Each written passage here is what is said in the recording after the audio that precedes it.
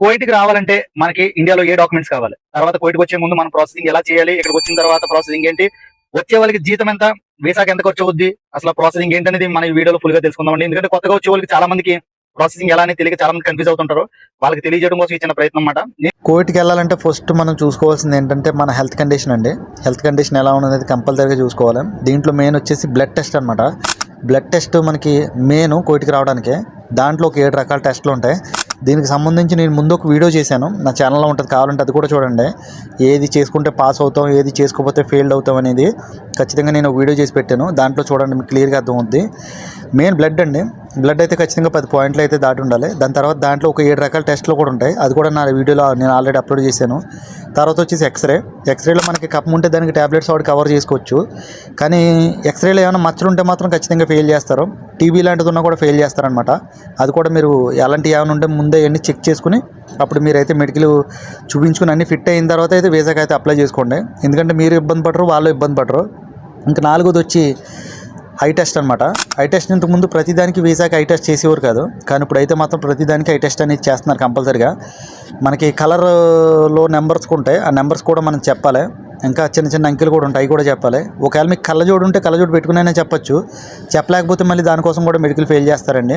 ఇంకా మెడికల్ విషయంలోకి వచ్చి 4 కంపల్సరీగా మనం అన్నీ పర్ఫెక్ట్గా ఉంటేనే చేయించుకోవాలి. చిన్న చిన్నవి అయితే ఏదో కొంతమంది డబ్బులు మేనేజ్ చేసుకుని వచ్చేస్తున్నారు, కానీ ఒక బ్లడ్లో తేడా ఉంటే మాత్రం దాన్ని ఏం చేయలేం. ఖచ్చితంగా అది క్యూర్ అయితే కానీ మనం ఇక్కడికి వచ్చిన తర్వాత మెడికల్ పాస్ అవ్వడం అనేది అయితే ఎట్టి పరిస్థితుల్లో జరగదు. ఇంకా సెకండ్ వన్ వచ్చి మన పోలీస్ ఎంక్వైరీ సర్టిఫికెట్. మన మీద ఎటువంటి కేసులు అనేది ఉండకూడదు అనమాట. కేసులు అనేది లేకుండా ఉంటే మన పాస్పోర్ట్ కరెక్ట్గా ఉండాలి. క్లియరెన్స్ పీసీసీ సర్టిఫికేట్ కూడా మనకి క్లియర్గా ఉండాలన్నమాట. ఈ 2 కరెక్ట్గా ఉంటే మనం రావచ్చు. ఈ 2 కరెక్ట్గా ఉండాలని ఎందుకంటున్నానంటే చాలామంది కోవిడ్కి వచ్చి తిరిగి వెళ్ళిన వాళ్ళు ఏదైనా ఇక్కడ ప్రాబ్లం ఉంటే కొత్త పాస్పోర్ట్ చేయించుకుంటున్నారు. పాత పాస్పోర్ట్ అలా ఉండగానే, అంటే వేరే పాస్పోర్ట్ నెంబర్ మారుతుంది కదా, దాంతో వచ్చేయచ్చని. అది కూడా చాలా ఇబ్బంది అవుతుంది. అది మీకు ఎక్కడ అవుతుంది అంటే ఎయిర్పోర్ట్లో అయినా దొరుకుతారు, దానికంటే ముందు పీసీసీలో అయినా దొరుకుతారనమాట. ఎందుకంటే మీ పీసీసీ ఎంచుకుని ఎంక్వైరీకి వెళ్ళేటప్పటికి మీ మీద ఎన్ని పాస్పోర్ట్లు ఉన్నాయనేది క్లియర్గా వచ్చేస్తారు సిస్టంలో. అలా కూడా చాలామంది ప్రాబ్లం ఫేస్ చేస్తున్నారు ఇప్పుడు. అందుకే మీరు పీసీసీ ఒకటి, పాస్పోర్ట్ ఒకటి, ఆ 2 కూడా కొంచెం కరెక్ట్గా ఉంచుకోవాలన్నమాట. మీ మీద ఎటువంటి కేసులు లేకుండా ఉంటే క్లియర్గా మీరు ఆ 2 ఒరిజినల్స్ ఉంటే మిగతా ప్రాసెస్ మీరు అప్లై చేయొచ్చు వీసాకి. ఇంకా వీసాకి అప్లై చేసిన తర్వాత ఒకవేళ వీసా వస్తే దాని తర్వాత ఫస్ట్ ఆఫ్ ఆల్ మీరు చేయించుకోవాల్సిన పీసీసీ అయిన తర్వాత మెడికల్ అయిన తర్వాత స్టాంపింగ్ అయిన తర్వాత మీది వీసీఎన్ఆర్ పాస్పోర్ట్ కాకపోతే ఖచ్చితంగా అగ్రిమెంట్ పంపించుకొని ఎమిగ్రేషన్ అయితే చేయించుకోవాలి హైదరాబాద్లో. ఒకవేళ అలాగా చేయించుకోలేమంటే పుషింగ్లో కూడా పంపిస్తున్నారు. రిస్క్ లేని టైంలో పుషింగ్లో కూడా వచ్చే వాళ్ళు చాలామంది ఉన్నారనమాట. ఒకవేళ రావాలనుకుంటే అలా కూడా రావచ్చు. లేదు నాకు ఏ ప్రాబ్లం ఉండకూడదు, నేను డైరెక్ట్గా రావాలి, నాకు ఇబ్బంది ఉండకూడదు ఎయిర్పోర్ట్లో కూడా అనుకుంటే మీ వాళ్ళు వీసా తీసినప్పుడు మీరు అగ్రిమెంట్ అయితే తీసుకుని అది వచ్చిన తర్వాత మీరు ఎమిగ్రేషన్ అయితే చేయించుకుని హైదరాబాద్లో ఉంటుంది దానికి సంబంధించిన ఆఫీసు.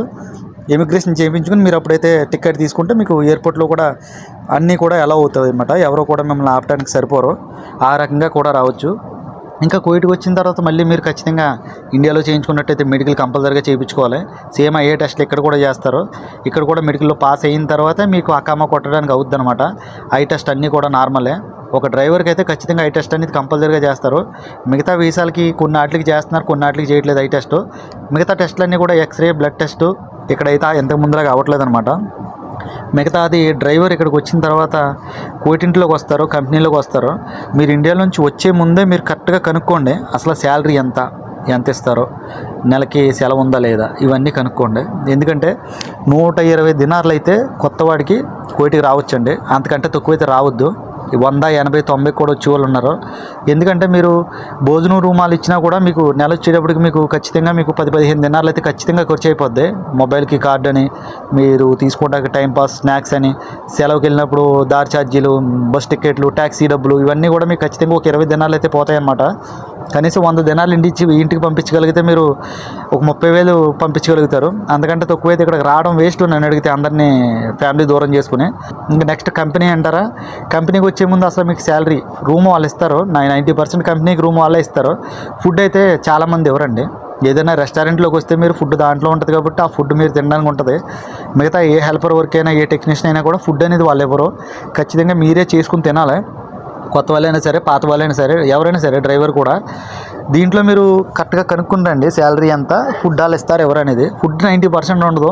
ఎంత పని ఉన్నా లేకపోయినా మీరే వెళ్ళి చేసుకోవాలి, వచ్చేనే చేసుకోవాలి డ్యూటీ నుంచి. ఫుడ్ అనేది వాళ్ళు ప్రొవైడ్ చేయరు. రూమ్ అనేది ఉంటుంది. శాలరీ కూడా ఎంతో కనుక్కోండి. తర్వాత దాంట్లో కూడా మీకు బెనిఫిట్స్ ఉంటాయి. ఆ బెనిఫిట్స్ కూడా ఉంటాయి లేదు మీరు తెలుసుకోవడం. ఇన్సూరెన్స్ అని ఇంకా చాలా ఉంటాయి. ఒక 2-3 సంవత్సరాలు చేసిన తర్వాత రిలీజ్ అనేది కూడా ఉంటుంది. అది కూడా కనుక్కోండి. అవన్నీ కనుక్కుని అయితే మీరు కంపెనీకి రావడం మంచిదన్నమాట. ఇంకా కోయిటింట్లో అంటారా, ఫుడ్ రూమ్ వాళ్ళు ఇస్తారు. ప్రతి 2 సంవత్సరాలకి పంపిస్తారు. దానికి ఇబ్బంది ఉండదు. టికెట్స్ కూడా వెళ్ళేస్తారు. కంపెనీ కూడా ఇస్తుంది అనమాట. ఎన్నైనా ఎమర్జెన్సీ అయితే మీరు తీసుకుని వెళ్ళాలి, కానీ వాళ్ళు చెప్పిన కాంట్రాక్ట్ ప్రకారం చేస్తే టికెట్స్ అన్నీ కూడా వాళ్ళే ఇస్తారు. ఎమర్జెన్సీ అయితే మనం పెట్టుకోవాలన్నమాట. కోయిటింట్లో కూడా మనమే పెట్టుకోవాల్సి ఉంటుంది ఎమర్జెన్సీ అయితే. లేదంటే టికెట్ వాళ్ళే ఇస్తారు. 2 సంవత్సరాలు చేసుకుంటే అప్ అండ్ డౌన్ టికెట్స్ ఇస్తారనమాట. కోయిటికి వచ్చే వాళ్ళు అయితే ఇవి కంపల్సరీగా చూసుకుని మాట్లాడుకుంటారండి. నేను నా నెక్స్ట్ వీడియోలో అసలు బయట వీసా తీసుకుంటే ఎలా ఉంటుంది, బయట వీసాకి రావచ్చా లేదా, ఏ వీసా తీసుకుంటే ఎక్కడెక్కడ చేసుకోవడానికి ఉంటుంది అనేది నా నెక్స్ట్ వీడియోలో అయితే నేను ఇంకో వీడియో చేసి అప్లోడ్ చేస్తాను. ఖాదీ వీసా మీద వస్తే మాత్రం చాలా ఇబ్బంది పడతారు. అదేంటి, దాని కారణాలు ఏంటి అనేది కూడా నేను చెప్తాను. వీసాలో 2-3 రకాలు ఉన్నాయి. 20 నెంబరు, 18 నెంబరు అలాగ ఉన్నాయన్నమాట.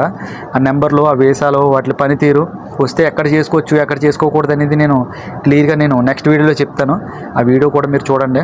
అలాగే మన ఛానల్లో ఇలాంటి మరిన్ని వీడియోల కోసం మీరు మీ ఫ్రెండ్స్కి షేర్ చేయండి. ఇలాంటి మరిన్ని వీడియోల కోసం మీరు మన ఛానల్ని అయితే ఫాలో చేసుకోండి. ఇక్కడ కోవిడ్ అప్డేట్స్ ఏమైనా ఉంటే నేను వెంటనే వీడియో చేసి పెడతాను.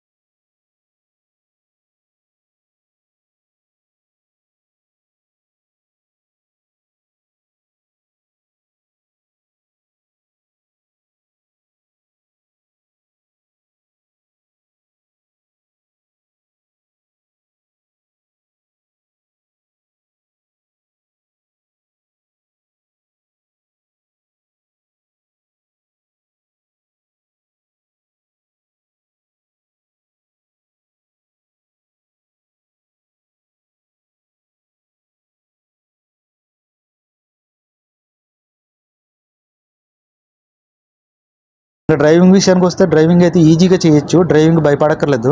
వచ్చిన కొత్తలో ఎవరికైనా కొంచెం టెన్షన్ ఉంటుంది. కానీ ఇక్కడ రూల్స్ అండ్ రెగ్యులేషన్స్ కరెక్ట్గా ఫాలో అవ్వాలన్నమాట. ఏ రకంగా ఫాలో అవ్వకపోయినా కూడా మీ జీతంతో పాటు ఎక్స్ట్రా డబ్బులు వేసి మీరే ఇంకా ఫైన్ కట్టాల్సి ఉంటుంది. ఫైన్లు అంత గట్టిగా ఉన్నాయి ఇక్కడ కోవిట్లో మీకు ప్రతి వారం సెలవు ఇవ్వకపోయినా ప్రతి 15 రోజులకు ఒక సెలవు అయితే ఉంటుంది. ఇంట్లో పనిచేసే వాళ్ళకి ఒక్కొక్కరికి అయితే నెలకు ఒకటే ఉంటుంది. కంపెనీ వాళ్ళకి అయితే ప్రతి వారం ఉండొచ్చు. లేదంటే నెలకు వాళ్ళకి కూడా ఓవర్ టైంలు ఉంటే వాళ్ళు కూడా పని చేసేసుకుంటారు అనమాట.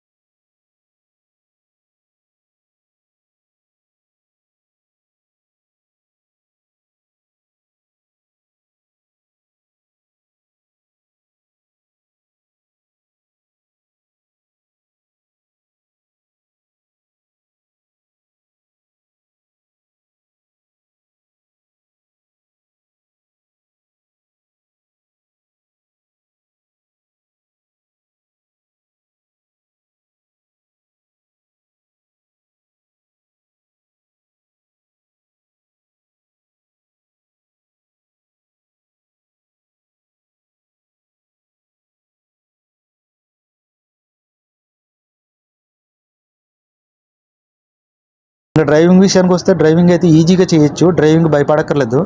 వచ్చిన కొత్తలో ఎవరికైనా కొంచెం టెన్షన్ ఉంటుంది. కానీ ఇక్కడ రూల్స్ అండ్ రెగ్యులేషన్స్ కరెక్ట్గా ఫాలో అవ్వాలన్నమాట. ఏ రకంగా ఫాలో అవ్వకపోయినా కూడా ఎక్స్ట్రా డబ్బులు వేసి మీరే ఇంకా ఫైన్ కట్టాల్సి ఉంటుంది.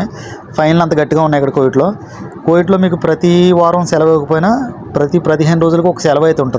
ఇంట్లో పనిచేసే వాళ్ళకి ఒక్కొక్కరికి అయితే నెలకు ఒకటే ఉంటుంది. కంపెనీ వాళ్ళకి అయితే ప్రతి వారం ఉండొచ్చు. లేదంటే నెలకు వాళ్ళకి కూడా ఓవర్ టైంలు ఉంటే వాళ్ళు కూడా పని చేసేసుకుంటారు అనమాట. వాతావరణం చాలా వేడిగా ఉంటుంది. అన్నిటికి తట్టుకుని చేసుకోగలుగుతాం అనుకుంటే మీరు కోవిడ్కి అప్లై చేసుకుని రావచ్చు. ఎక్కడైనా కాదు, గల్ఫ్లో ఎక్కడికైనా సరే కష్టపడి ఓపుకుండి చేసుకుంటాం. మనకి ప్రాబ్లమ్స్ ఉన్నాయనుకునే వాళ్ళకైతే గల్ఫ్ మంచి జీవితాన్ని ఇస్తుంది.